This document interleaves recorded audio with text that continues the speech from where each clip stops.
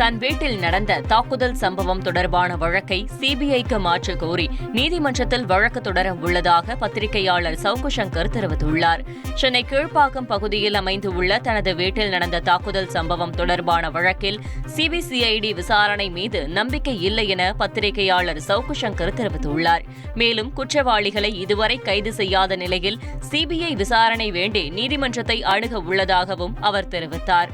நீதித்துறை நடுவர் அவர்கள் ஜாமீனில் இவர்களை விடுதலை செய்திருக்க மாட்டார். ஆனால் இந்த வழக்கில் சம்பந்தப்பட்டவர்கள் அத்தனை பேரும் உடனடியாக ஜாமீனில் வெளிவர வேண்டும் என்பதற்காகவே பலவீனமான பிரிவுகளில் சிபிசிஐடி இந்த எஃப்ஐஆரை பதிவு செய்துள்ளது என்பதை நான் தெரிந்து கொண்டேன். நான் நேரடியாக அந்த டிஎஸ்பி அவர்களிடம் கேட்டேன், எப்படி சார் நீங்கள் இந்த செக்ஷனுக்கு போட்டிருக்கீங்க என்று கேட்கும்போது, அந்த போராட்டம் நடத்தியவர்கள் காவல்துறையின் அனுமதி பெற்று போராட்டம் நடத்தியதாக எனக்கு தெரிவிக்கப்பட்டது என்று கூறுகிறார். இதனால் இந்த சிபிசிஐடியின் விசாரணை சரிவர நடைபெறாது.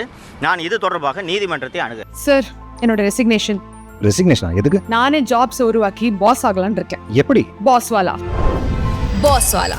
B the boss. புதிய புகார் நான் எதுவும் கொடுக்கவில்லை. நீங்கள் நடத்தும் விசாரணை எனக்கு திருப்தி இல்லை. ஜாமீனில் சம்பந்தப்பட்டவர்கள் ஜாமீனில் வெளிவர வேண்டும் என்பதற்காகத்தான் நீங்கள் பலவீனமான பிரிவுகளில் நீங்கள் இந்த வழக்கை பதிவு செய்திருக்கிறீர்கள். இது சம்பந்தமாக நிச்சயமாக நான் நீதிமன்றத்தை அணுகுவேன். சரிவர விசாரணை நடத்தாத அதிகாரிகளும் நாளைக்கு நீதிமன்றத்திற்கு பதில் சொல்ல வேண்டிய நெருக்கடிக்கு ஆளாவீர்கள் என்பதையும் அவர்களுக்கு தெளிவுபடுத்துகிறேன். சார், நேற்று அட்டாக்கில் ஈடுபட்ட ஒருவர் கூட தூய்மை பணியாளர் அல்ல. ஒரே ஒருவர் ஜெயக்குமார் என்பவர் தான் சென்னை மாநகராட்சியில் தூய்மை பணியாளராக வேலை செய்கிறார். வேறு எவருமே தூய்மை பணியாளர்கள் கிடையாது. சிபிஐ விசாரணைக்கு உத்தரவிட வேண்டும் அல்லது நீதிமன்றத்தின் மேற்பார்வையில் இந்த விசாரணை நடக்க வேண்டும் என்ற கோரிக்கையை நான் வைக்கப் போகிறேன் சார்.